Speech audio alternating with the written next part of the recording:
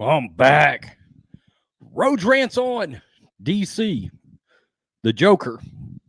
And there's been a story come out, and this is from Dark Horizons in regards to the Joker's not only large box office, but the profitability of the movie. The movie has made a ton of profit. Okay. So let's take a look at it right quick. To date, the film has earned $740 million worldwide after just 18 days, overtaking The Matrix Reloaded to become the third highest R-rated film of all time, only behind the two Deadpool movies, which both pulled in around $785 million each.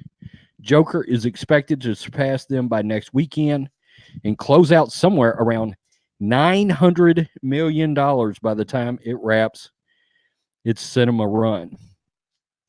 Now, Variety reports that its relatively modest $62.5 million budget, and even with a admittedly large estimated $100 million spent on marketing and promotion, the film is already well past the $350 million or so it needed to break even. Okay, on a side note, if you've got a budget of 62 and a half, you need to try not to spend 100 million on marketing, because you should not need 350 million to break even. In fact, it's looking like it will be one of the most profitable comic book films ever released, and one of the biggest superhero films that Warner Brothers has ever released. The film also defying genre habit of dropping off significantly after the first week. Yeah, it's held out really well at the box office.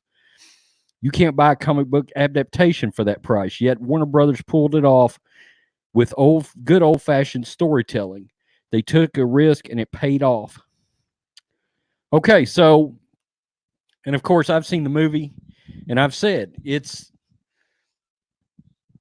basically the movie of the year. You know, I mean, it's extremely serious in tone.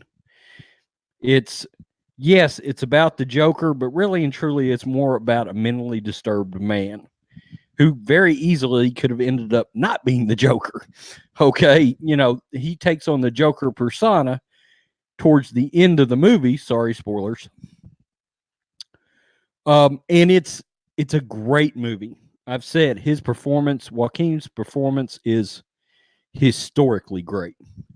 That said, for me personally, the movie doesn't have a lot of rewatchability. Okay, it's not like Endgame where I'm going to watch it 4 times, because this movie is akin to something like The Deer Hunter for me. Okay, The Deer Hunter was not a happy story. Okay, and so I'm not going to buy it on digital and then watch it 5 times in 2 weeks.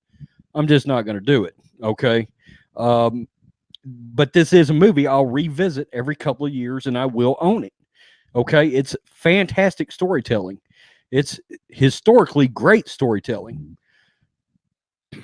I'm glad this movie has been successful, because I hope it possibly gives studios some pause to step back and look at the idea of putting together largely quality storytelling, right?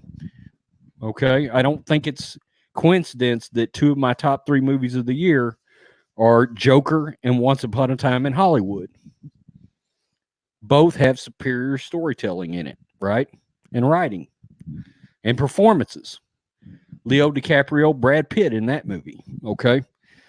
So you tell me what you think, Road Squadron, about the fact that the Joker is one of the most profitable comic book movies ever. Peace. I'm out.